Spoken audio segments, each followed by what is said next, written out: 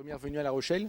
Non, la deuxième fois. J'étais venu déjà jouer à La Rochelle. Non, mais la troisième fois, j'avais joué il y a 2-3 ans à La Rochelle, dans le centre-ville, dans un café-théâtre. Oui, le théâtre comédie. Oui, exactement. Très C'est bien. mon ami Toufik Béhar qui le Tout tient, à fait. tout à fait, qui est un ami à moi. Donc là, je reviens sur une plus grande scène et c'est avec un immense plaisir, vraiment. Donc là, tu es en tournée avec ton spectacle Caricature. Ouais. Et tu as commencé cette tournée depuis quand? Alors la tournée Caricature a commencé il y a 1 an et demi.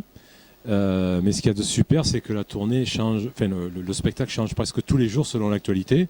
Là déjà j'ai écrit dans le train en venant pour ce soir. Voilà, dès qu'il tombe une actu, même dans la loge à 20h je regarde, et je transforme le spectacle tous les soirs. Mais ça fait vraiment 1 an que j'ai commencé la tournée Caricature. Et donc dans ce spectacle, on voit qu'il y a un peu de tout. Il y a de l'imitation, il y a du chant, il y a aussi des sketchs. Oui, tout à fait. Comme je dis, c'est pas d'imitation mais presque, c'est écrit là-haut. C'est pas d'actu mais presque. C'est vraiment un détournement de tout. En gardant vraiment les codes du musical, j'ai réussi. C'est la presse qui le dit, c'est même pas moi. Ils ont fait un article. Ils ont dit Benji Dotti a modernisé le musical grâce à la vidéo, grâce à tout ce que j'ai pu apporter.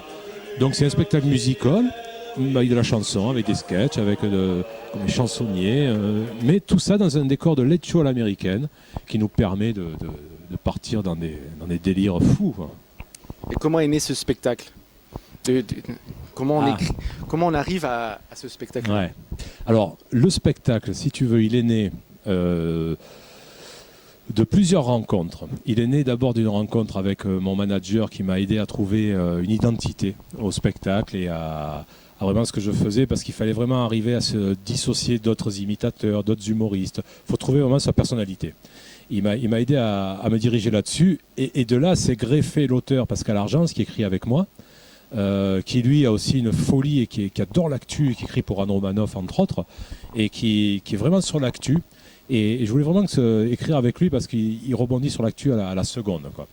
Et pour la folie, Jean-Marie Bigard donc, m'a aidé à trouver mon personnage. Et là, j'en suis fier parce que je cherchais depuis un moment vraiment le personnage. Parce qu'on avait le décor, on avait les textes, on avait tout, mais le personnage, je tâtonnais. Et Jean-Marie, un jour, m'a dit, mais va vers ce personnage qui fait mal mais bien. Et donc, dans tout le spectacle, vraiment, je fais mal mais bien les choses. Et comme je dis, en toute simplicité, quand je vois par exemple combien ça coûte pour faire venir David Guetta au Energy Music Award, alors que moi, en toute simplicité et pour pas cher, je peux le remplacer. Et là, je fais mes personnages. Et c'est le gimmick du spectacle, ça revient sans arrêt. Les gens se marrent. D'ailleurs, c'est eux qui le disent après. Donc c'est vraiment un pur bonheur. Et si on fait un petit retour en arrière, comment le petit Benji est arrivé sur scène et depuis quand? Ouais. Comment ça a démarré cette aventure de la scène?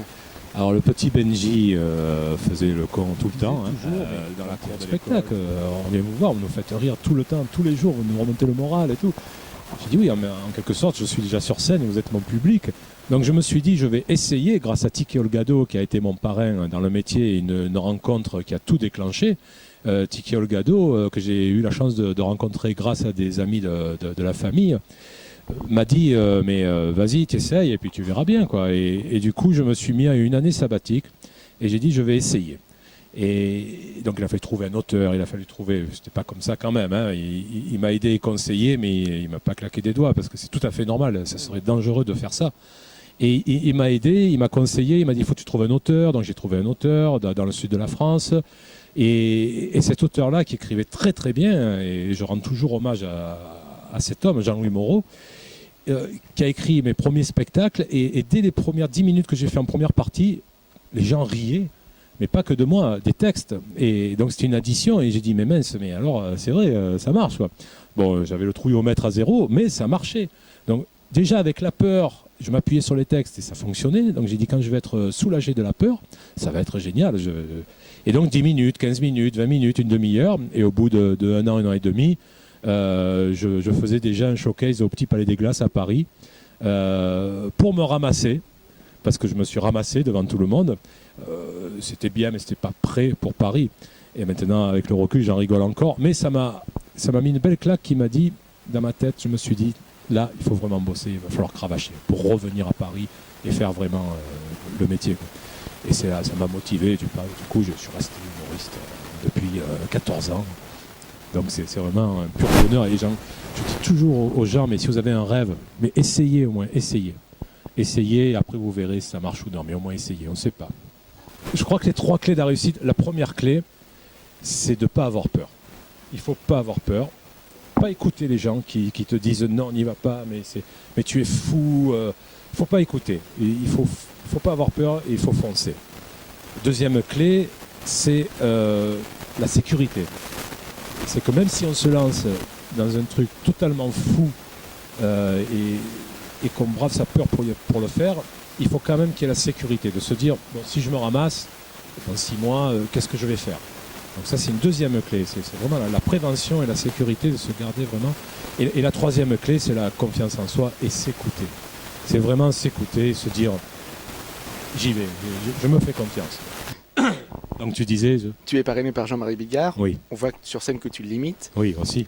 Est-ce que tu as, dans un coin de ta tête, une envie d'éventuellement un jour faire un duo avec cet homme ? J'aimerais bien faire un Stade de France. Tu te rends compte les couilles qu'il faut pour faire un Stade de France. Enfin, bon, c'est inimaginable. Mais quand il me le raconte, je suis toujours comme un gosse parce que c'est dingue. Un duo, s'il me propose faire une pièce ou quelque chose comme ça, ce serait génial. Mais tu sais, faut aussi avoir, pareil, les rorognaises, comme je dis, pour donner la réplique moi, je dis toujours à Dieu. Parce que c'est un dieu, c'est le patron de l'humour en France.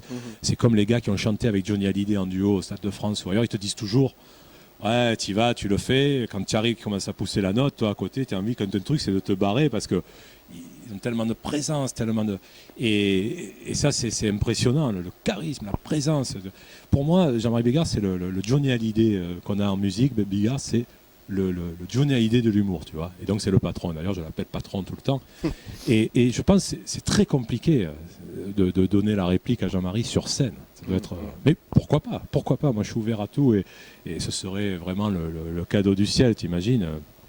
Déjà, l'imiter devant lui et que lui me fasse bosser son imitation comme on l'a fait, c'était vraiment génial. Et la chance qu'il y a dans des personnages comme ça qui ont tout vécu, qui ont fait des tournées et qui ont écrit des sketchs chaque fois un nouveau spectacle, des nouveaux sketchs, ils jettent tout à la trappe et ça c'est hyper fort. Tu te dis, quand il te dit fais cette vanne comme ça et pas comme ça, et quand tu l'as fait comme il le dit lui, ça rit, ça marche. C'est le gars, il règle le moteur et il te dit, l'apprenti, il te dit règle plutôt comme ça, tu vas voir, ça marche. Et voilà, quoi. Enfin, moi j'écoute les conseils, quoi. Voilà. Et donc, dernière question, oui. Qu'est-ce qu'on peut te souhaiter pour l'avenir ? Pour l'avenir, de continuer à tourner, à jouer, que ce soit dans une petite salle, dans des grandes, faire un peu plus de télé, de médias, radio, télé, presse, surtout sur Paris, pour faire des salles toujours un peu plus grandes. Déjà, ce que je fais, c'est génial, hein, tu te rends compte. Mais voilà, un peu plus grande, toujours. On a toujours envie de plus, hein. Mais et la télé, les médias, Internet nous aident à remplir encore plus les salles, ce qui n'est pas facile en ce moment pour tout le monde, hein, après tous les problèmes qu'il y a. Les gens sortent un peu moins, mais il faut les encourager à venir encore et sortir. Voilà, quoi. Très bien, merci beaucoup Benji Lotti. Merci à toi, c'était et continue. Génial. Oui, mais toi aussi continue. Lâche pas. Hein. Et regardez Web TV, hein. Le nom Turbule TV. Turbule TV. Attends, tu peux que le retenir. C'est pour ça que je ne l'ai pas retenu. Exprès. Voilà. En tout cas, merci à vous tous. Et puis, je reviens en janvier ici, jouer. Donc, regardez les dates sur Internet. Je reviens en janvier. Je n'ai pas la date exacte, mais venez voir le spectacle. Il sera là. Benji Lotti, Cabaret L'Entrepôt, en janvier. On essaiera de revenir le voir. Et je rajoute, hein, tu couperas peut-être, mais tu peux rajouter qu'il y aura d'autres humoristes qui vont venir ici jouer dans cette salle magnifique. J'en connais quelques-uns, donc je ne dis rien. Hein, mais voilà, regarde la scène, elle est magnifique. C'est une salle de spectacle intermédiaire justement entre les grosses salles, peut-être à La Rochelle, et les tout petites salles. Là, on a de quoi mettre, je pense, 300 personnes. Donc, il peut y venir du lourd, qui vont venir tester des nouveaux spectacles, et des en devenir comme moi, qui viendront jouer également. Donc, venez à l'entrepôt. Ici, on se sent bien. Alors Benji, on se retrouve là à la fin du spectacle, comment te sens-tu? Et là, je sors de scène, tu vois, on a tiré le rideau. Je suis super content parce que le public a répondu présent d'abord pour cette nouvelle salle de spectacle. Et deuxièmement, le public était fou, quoi. C'était des malades, donc je suis content. Paris réussi. Donc venez à l'entrepôt, on a inauguré cette salle, ça y est, en humour. Nouvelle salle de spectacle, je vous attends. Enfin, il vous attend parce que moi, je ne suis pas là tous les jours. On rappelle quand même que Benji reviendra dans cette salle au mois de janvier. Si on Au m'a... mois de janvier, alors je ne sais pas si c'est le 24, il faudra regarder sur internet, mais je reviens en janvier pour rejouer le spectacle, réactualisé, parce que l'actualité aura bougé. Mais voilà, je reviens. Je ne lâche pas ce lieu qui est magnifique. C'est super. Et toi, je te lâche pas, mon gars. Donc voilà, on va le laisser ranger ses petites affaires parce que demain il reprend la route. Voilà, 2 petites perruques, demain j'ai le train de 5h du mat et je joue à Orange demain soir.